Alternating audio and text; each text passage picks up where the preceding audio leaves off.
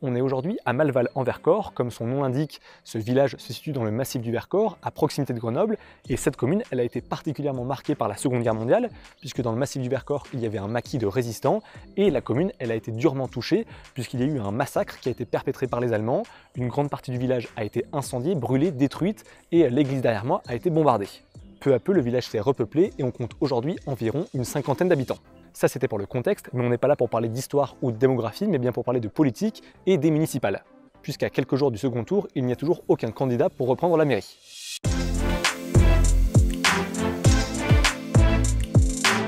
On va retrouver Vincent Baillot, qui est le maire sortant de Malval et qui n'a trouvé personne pour le remplacer.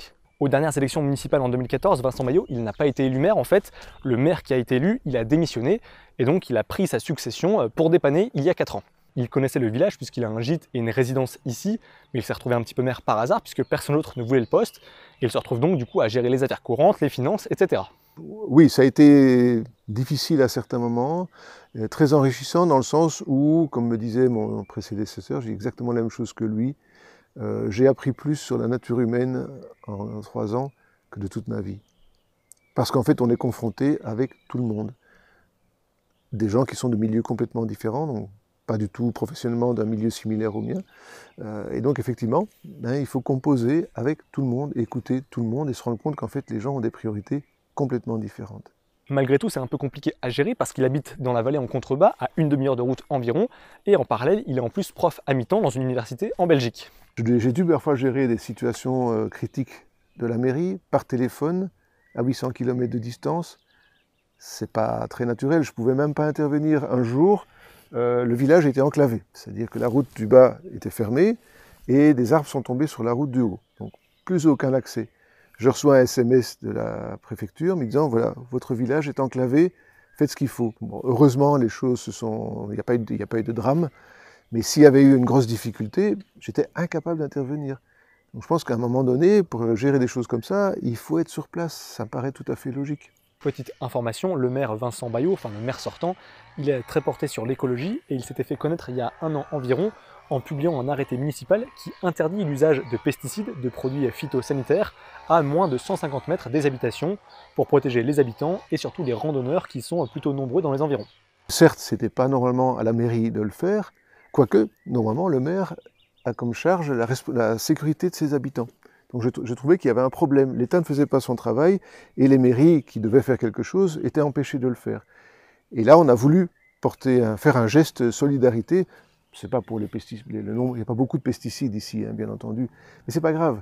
Je pense que c'est important qu'à un moment donné, on se positionne. C'est ce qu'on appelle, avec des grands mots, la désobéissance civile. C'est en gros, de manière tout à fait pacifique, faire un geste pour montrer que là, il y a un problème et qu'il faut qu'on agisse. Bien évidemment, la crise du coronavirus qu'on vient de traverser et qu'on va encore traverser durant un moment, cette crise sanitaire, mais aussi cette crise sociale, elle a conforté Vincent Baillot dans ses convictions politiques. Je crois que je n'ai jamais été autant remercié de mon mandat que le jour où j'ai posé des masques dans les boîtes aux lettres des gens. Ça montrait qu'il y avait vraiment une peur importante de la population, même ici, dans un endroit où il y a relativement peu de risques. Ils étaient contents de recevoir de l'aide de l'État, enfin de la collectivité, c'était pas l'État, c'était la collectivité. Donc le soin, prendre soin des autres, a été vraiment révélé comme quelque chose d'important. Et pour moi, c'est super important au niveau politique de travailler dans cette direction-là, de donner une autre image de la politique que celle qu'on peut avoir, des arrangements, comme on voit pendant la campagne électorale, des alliances contre nature, etc. Ça, c'est le côté, on va dire, un peu machiavélique de la politique qui, en général, ne plaît pas aux gens. Ce que les gens ont envie d'avoir, c'est quelque chose qui fonctionne, où on s'occupe d'eux sur le terrain, on prend soin d'eux. Et ça, c'est important. Les raisons qui ont poussé le maire à ne pas se représenter, il y a tout d'abord la contrainte, comme je vous le disais, d'habiter à une demi-heure de route dans la vallée, et puis il y a aussi eu la volonté d'aller se confronter à un challenge un peu plus élevé, puisqu'il est candidat sur une liste écologiste à Saint-Marcellin, qui est la grande ville du coin. C'est vrai que dans un petit village comme celui-ci, eh bien, les choix politiques sont vite limités, et donc forcément, si on a un petit peu d'ambition d'un point de vue politique pour faire changer les choses, eh bien, il faut aller forcément dans une commune un peu plus importante. Il y a un marché, il y a des magasins, il y a des entreprises, il y a tout ça qui est à faire dans une ville, alors qu'ici, mon Dieu, à ce niveau-là, il y a beaucoup moins. Donc c'est pour ça que je voulais m'engager plus dans une ville où il y avait plus de choses à faire. C'est un peu comme Grenoble. Grenoble a une politique écologique depuis maintenant un mandat. Ben, on voit que les choses bougent. Et j'aurais souhaité un peu la même chose pour Saint-Marcellin. Il avait prévenu qu'il n'allait pas se représenter depuis plus d'1 an, donc les gens ont pu s'y préparer, mais personne n'a voulu lui succéder. Moi, je vais conscientiser les habitants, en tout cas. Je vais leur dire que ce village doit prendre son destin en main. Et que chacun prenne ses responsabilités, comprenne qu'on ne peut pas juste vivre ici, qu'à un moment donné, il faut s'impliquer. Une collectivité, elle ne tourne pas toute seule. Profiter des services, c'est très bien. Moi, j'en ai profité pendant des années. Mais à un moment donné, il faut quand même aussi s'en occuper. Être présent, trouver des solutions à des problèmes, des choses comme ça. C'est nécessaire. On ne peut pas laisser une collectivité en l'air, comme ça, flotter dans l'espace, sans aucune gestion courante. Ce n'est pas possible. Forcément, la situation problématique de Malval, elle a été médiatisée, que ce soit dans la presse locale ou régionale. Et une petite chose amusante que le maire me racontait, c'est qu'en fait, grâce à cette médiatisation, eh bien, il y a des gens qui lui ont envoyé des mails de soutien et qui lui ont proposé de reprendre la mairie. Des gens qui n'habitaient pas ici et qui proposaient spontanément leur aide pour sauver la commune. Mais en fait, ce n'est pas possible puisqu'il faut forcément payer des impôts locaux, des impôts ici à Malval pour pouvoir prétendre au poste de maire ou être au conseil municipal. Ça, c'est pour la petite anecdote entre vous et moi. Pour repartir avec un conseil municipal ici, il faudrait 7 personnes ou au moins 5. Et on fait vite le calcul, il y a 50 habitants, une quinzaine d'enfants environ sur ces 50, et on enlève aussi les personnes qui se sont déjà présentées par le passé, qui n'ont plus envie de tenir ce rôle, et bien il ne reste plus beaucoup de candidats en fait. Il y a beaucoup de personnes qui se sont installées ici et qui continuent de travailler dans la vallée ou même à Grenoble, à quasiment 1 heure d'ici, donc en fait ça ne colle pas avec un agenda de maire. Alors oui, il n'y a qu'un seul conseil municipal par mois à la mairie derrière moi, mais il faut aussi rajouter les réunions à l'intercommunalité qui regroupent du coup les communes des environs.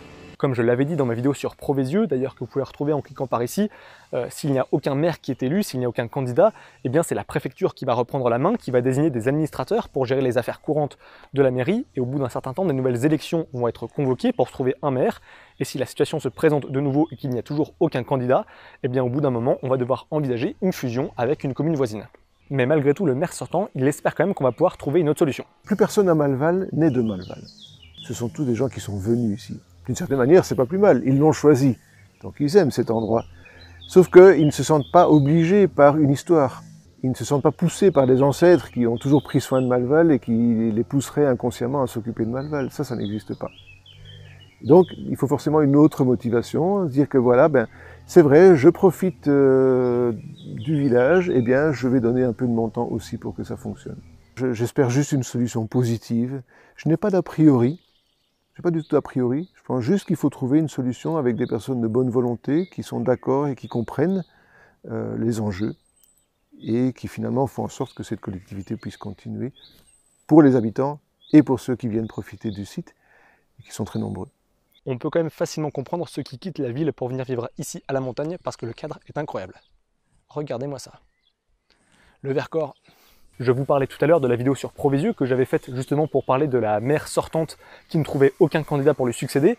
Et bien pour faire un petit update, il faut savoir qu'il y a eu finalement une équipe municipale qui s'est présentée, qui a donc remporté les élections vu que c'était la seule liste, et donc il y a un nouveau maire à Provézieux. Je me permets de vous tenir au courant puisque j'imagine bien que vous n'arriviez pas à dormir depuis cette fameuse vidéo, vous vous posiez trop de questions. Et c'est normal. Mais voilà, rassurez-vous, contrairement à ici à Malval, il y a un nouveau maire à Provézieux. On est soulagé. On en a fini avec ce petit reportage sur Malval, j'espère que ça vous aura intéressé. Nous on va se dépêcher de rentrer puisque vu les nuages au-dessus de ma tête, on a un petit peu peur que le ciel nous tombe dessus. Mais on va pas souhaiter ça non plus à cette commune qui espère s'en sortir. C'était poétique comme conclusion.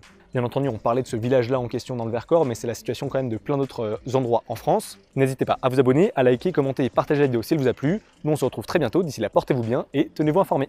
Ciao. Ça se mérite Malval, on peut se prendre des éboulements à tout moment, mais pour vous informer, je suis prêt à tout.